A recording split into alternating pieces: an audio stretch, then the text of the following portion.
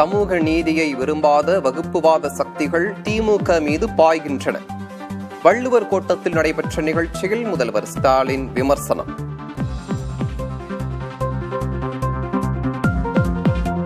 மதுரையில் ஞாயிற்றுக்கிழமை நடைபெறும் முருக பக்தர்கள் மாநாட்டை முன்னிட்டு முன்னேற்பாடுகள் தீவிரம்.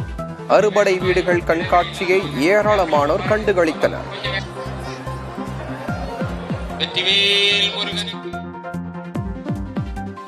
வால்பாறை அதிமுக எம்எல்ஏ அமுல் கந்தசாமி உடல்நலக்குறைவால் காலமானார். அமுல் கந்தசாமி உடலுக்கு அதிமுக பொதுச் செயலாளர் பழனிசாமி நேரில் அஞ்சலி.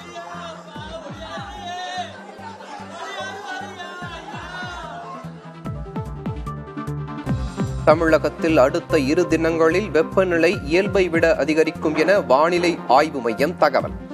ஆங்காங்கே சில இடங்களில் மழை பெய்ய வாய்ப்பு.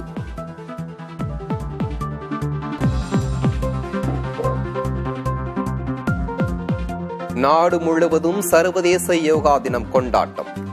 அமைதிக்கான வழியை யோகா நமக்கு காட்டுவதாக பிரதமர் நரேந்திர மோடி பேச்சு.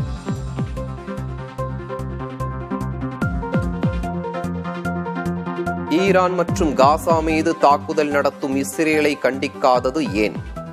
மத்திய அரசுக்கு காங்கிரஸ் மூத்த தலைவர் சோனியா காந்தி கேள்வி.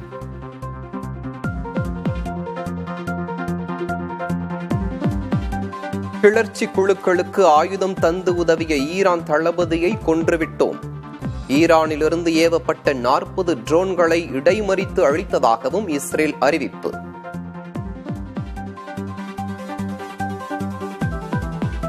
எத்தனை போர்களை நிறுத்தினாலும் தமக்கு நோபல் பரிசு தர மாட்டார்கள். அமெரிக்க அதிபர் டொனால்ட் ட்ரம்ப் ஆதங்கம்.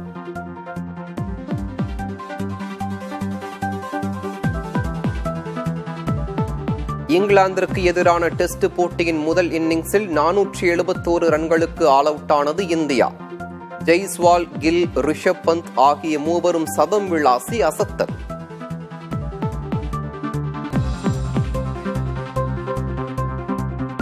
ஜெயிலர் 2 படப்பிடிப்பில் நெல்சனுக்கு பிறந்த நாள் கொண்டாட்டம்.